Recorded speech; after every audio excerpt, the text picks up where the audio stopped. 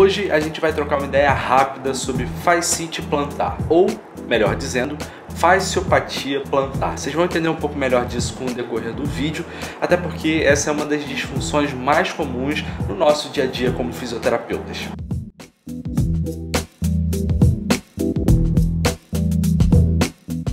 Fala pessoal, eu sou o Gabriel, esse aqui é o Fisioboss, é um lugar onde a gente fala tudo sobre fisioterapia e eu já quero te convidar para você se inscrever nesse canal e deixar um like nesse vídeo para garantir que esse conteúdo ele alcance mais fisioterapeutas tais como eu e vocês. Agora, um aviso importante, como em todos os vídeos que eu falo sobre determinado tipo de disfunção ou de patologia, eu faço as minhas considerações e dou as minhas sugestões baseadas no que a literatura mostra que de fato é eficiente para esse determinado tipo de disfunção. Por mais que nós tenhamos experiência em determinado tema, com determinado tipo de patologia, com determinado tipo de lesão, é muito importante que o nosso discurso ele esteja alinhado com a ciência e com a literatura, ok? Hoje nós vamos discutir o trabalho de Thomas Trojan e colaboradores da Universidade de Drexel, na Pensilvânia. O trabalho deles é muito interessante e foi publicado agora em 2019 pela American Academy of Family Physicians. Olha, vocês sabiam que anualmente mais de 1 milhão de pessoas nos Estados Unidos são acometidas pela fascite plantar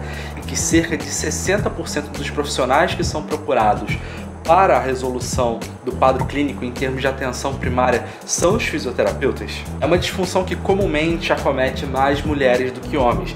Por mais que outras atividades físicas estejam relacionadas com ela, a que mais se destaca é a prática de corrida amadora, principalmente corrida de rua. Na literatura, a gente tem alguns fatores de risco que já são bem estabelecidos, como por exemplo a restrição de dorsiflexão e cadeia cinética fechada, principalmente do tornozelo, o sobrepeso e passar grande parte do dia em pé. Durante a marcha e a corrida, essa redução da dorsiflexão do tornozelo, principalmente em cadeia cinética fechada, faz com que nós tenhamos um aumento da pronação do tornozelo, fazendo dessa forma que haja uma sobrecarga da fáscia plantar. É muito comum observar esse tipo de disfunção também na população militar, que tal como os corredores, eles passam sim muito tempo em pé, o que faz com que nós tenhamos um fenômeno que faz com que a fáscia plantar, ela repetitivamente, ela seja estirada e contraída, estirada e contraída. Isso faz com que com o passar do tempo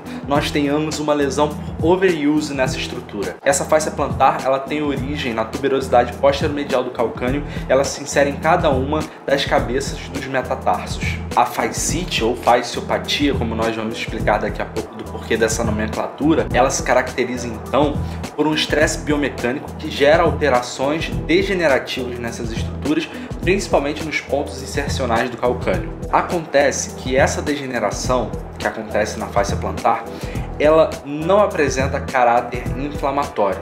Esses achados eles foram feitos através de estudos histológicos em pacientes que foram submetidos à liberação da fáscia cirurgicamente. Logo, isso faz com que o termo fascite, que denomina inflamação, se torne cada vez mais inadequado para esse tipo de disfunção, e o termo fasciopatia está sendo muito melhor aceito na literatura. O diagnóstico clínico desses pacientes é feito normalmente pela coleta da história e também pelos sintomas clínicos que o paciente apresenta na hora do exame, que normalmente se caracteriza por dor ali na região anteromedial do calcâneo. Essa dor ela normalmente aparece quando a pessoa ela começa a caminhar após um certo período em repouso. Ela melhora com o passar das atividades, mas normalmente ela retorna bem forte no período da noite, ou seja, no final do dia. Logo, uma das sintomatologias mais comuns é o paciente referir dor ao acordar quando ele pisa no chão pela primeira vez. Ao exame, então, esses pacientes normalmente eles apresentam dor à palpação dessa região insercional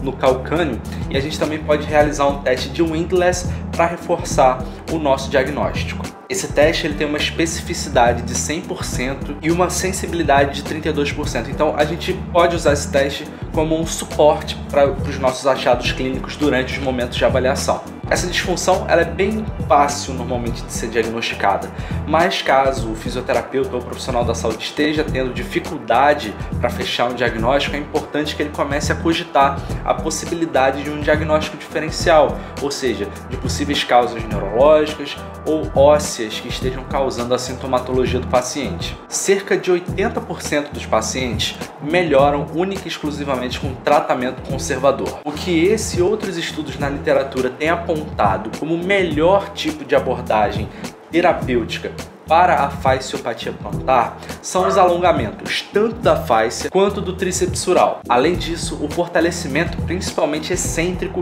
do tríceps sural e das musculaturas posterolaterais do quadril. Isso porque durante o ciclo da marcha, por exemplo, essas musculaturas mais proximais, elas são responsáveis, biomecanicamente falando, por estabilizar mecanismos que promovem a adução e rotação interna do quadril, o que consequentemente faz com que a mecânica do tornozelo também fique alterada. Agora me diz, você já atendeu algum paciente com fasciopatia plantar? Ou você conhece alguém que já tenha atendido? Conhece alguém que tenha fasciopatia plantar? Se vocês acharem uma boa ideia, nós podemos fazer outros vídeos abordando exercícios específicos para o tratamento dessa disfunção. Me deixa saber aqui nos comentários o que vocês acham dessa ideia. Eu espero que essas informações tenham clareado um pouco a sua mente e, como sempre, muito obrigado por terem assistido esse vídeo até aqui e até a próxima.